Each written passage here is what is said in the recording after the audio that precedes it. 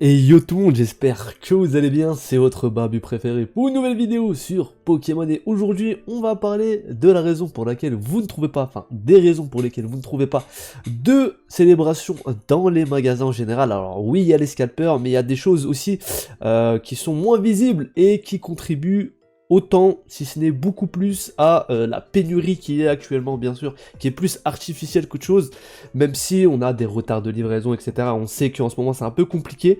Je voulais vous parler de tout ça pour tout simplement mettre un peu au clair, en fait, pour moi, toutes les choses qui font que on en est là aujourd'hui. Comme d'hab, n'hésitez pas à lâcher votre petit pouce bleu et à vous abonner. Rotou 500 abonnés. Alors là, vous voyez, hein, toujours les travaux, toujours Team Bâche Noir ou Team Bâche Bleu, n'hésitez pas.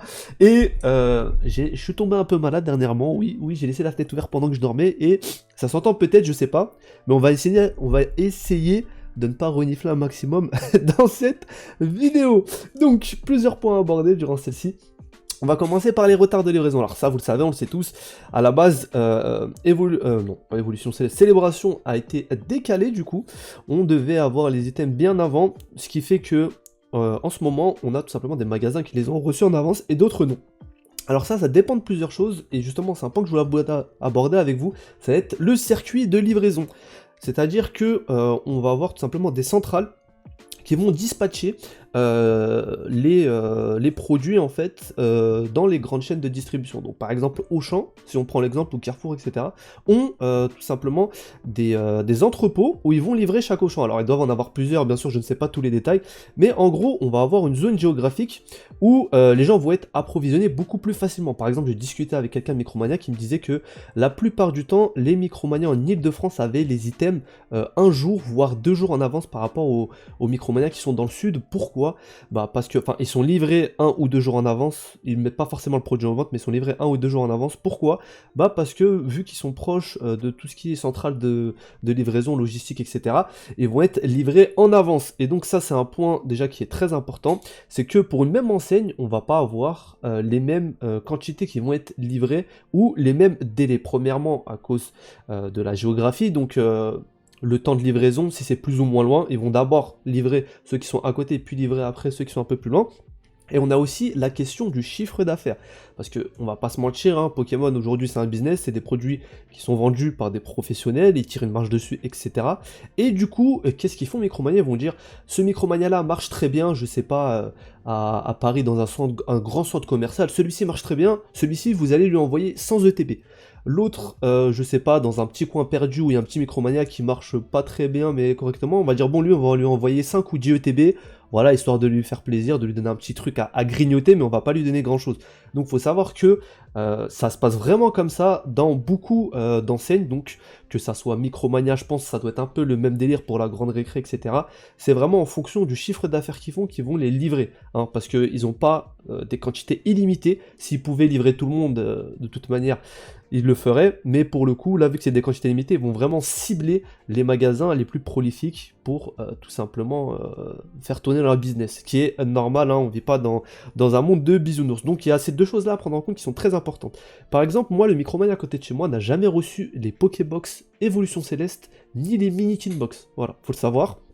Euh, ils ont rien reçu en fait, j'ai un pote qui travaille là-bas, ils ont rien reçu, alors que il y en a plein qui ont reçu des choses. Et en plus, des fois, c'est dans la zone même de Paris, il y a des Micromania qu'ils ont reçu, et d'autres à 20 minutes à pied, qui ont rien reçu. Donc vraiment, ça dépend clairement des Micromania, et des fois, on se retrouve avec des situations où vous voyez quelqu'un, par exemple, tout content qui met un post sur Twitter, Instagram, où vous voulez, en mode oui, j'ai trouvé ça chez Micromania, nanani nanana, et vous allez au vôtre et il n'y a rien. Et vous demandez comment dire, au vendeur, vous lui dites, mais est-ce qu'il y a une livraison entre temps? Est-ce que vous avez quelque chose ce matin? Il vous dit non. Et vous dites c'est bizarre parce que le mec qui habite je sais pas où, il a eu son ETB à son Micromania et vous l'avez pas. Est-ce que c'est le mec qui l'a caché ou non? Mais non, c'est juste que des fois ils sont pas livrés et puis ça dépend vraiment du bon vouloir des Micromania et de eux comment ils dispatchent les choses. D'ailleurs, on peut en venir au deuxième point, ça va être tout simplement les magasins. Voilà, les magasins, il faut savoir que les magasins, donc il y a des vendeurs.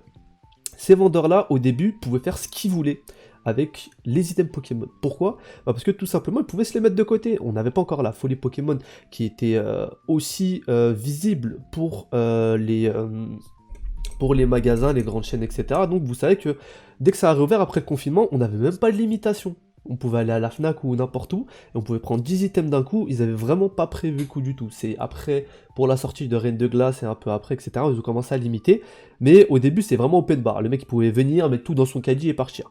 Après, ça reste pareil dans beaucoup d'enseignes, notamment les grandes surfaces, mais maintenant, les Fnac, Cultura, etc., est limite un maximum à 1. Même moi, la dernière fois que je suis parti, limité à 2 boosters. Les boosters sous blister, limités à 2. Même pas un R7 à 2, c'est...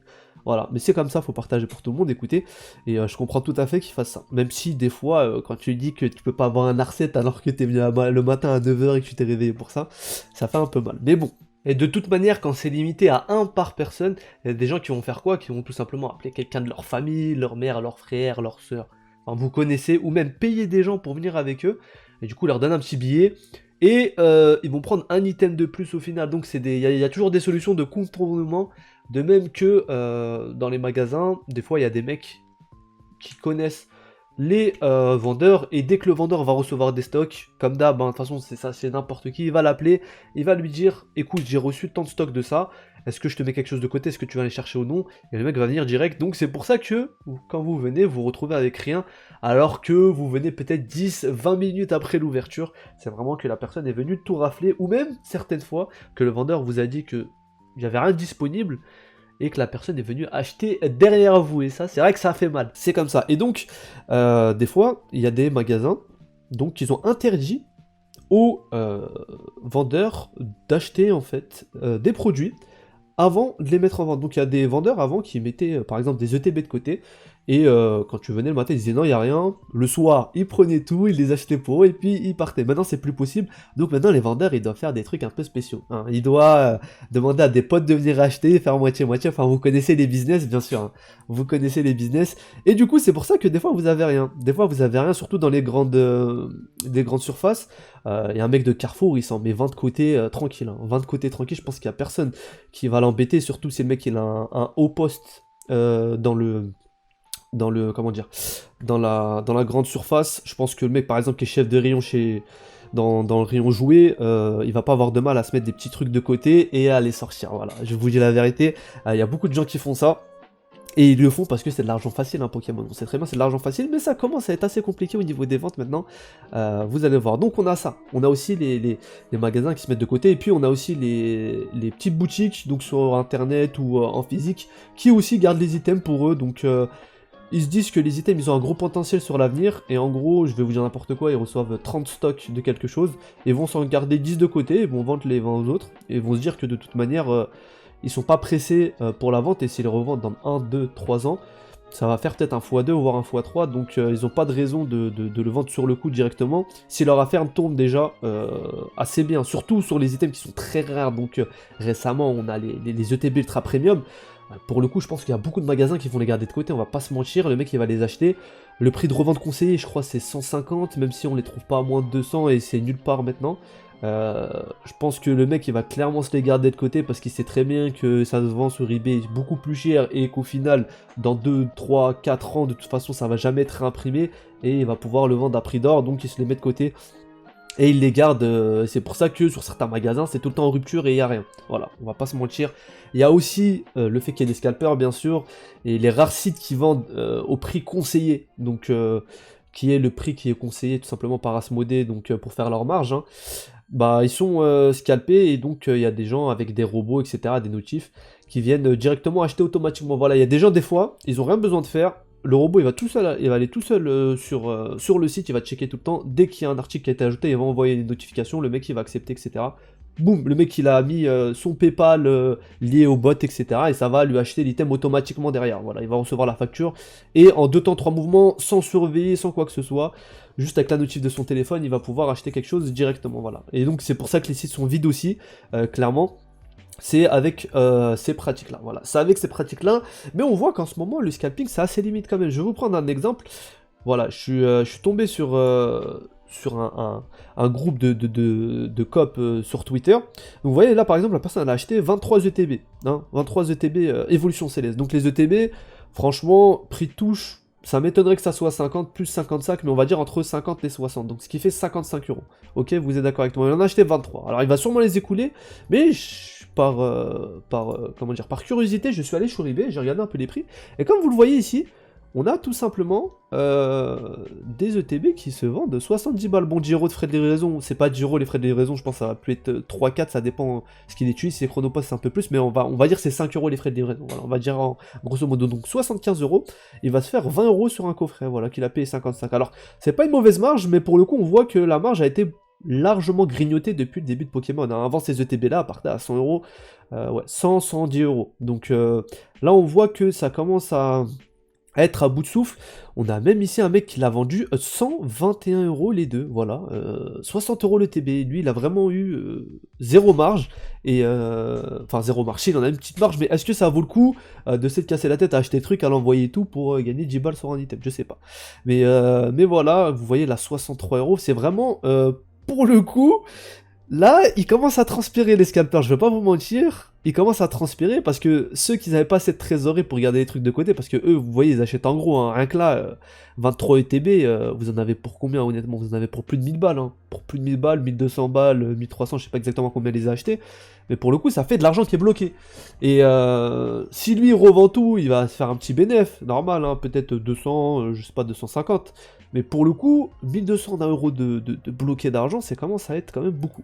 Et en ce moment, on voit quand même les limites du scalping, surtout quand les stocks continuent à arriver, parce que là, tout le monde est absorbé par Célébration, et du coup, les gens n'achètent pas de choses. Et on voit très bien que là, ils ont du mal à vider leur stock. Donc après, ils les vendront sûrement un jour. Hein. Ça, c'est une autre question. Mais pour le coup, avoir de l'argent bloqué comme ça, je peux vous dire que ça fait très mal pour le coup. Donc c'est assez marrant de voir cette situation dont on parlait depuis longtemps, qui commence à tout simplement apparaître. Donc voilà, avec toutes ces choses-là, donc les retards de livraison, les circuits de livraison, il y a certaines personnes qui sont livrées, d'autres non, les scalpers du coup, les magasins qui mettent de côté et les vendeurs aussi.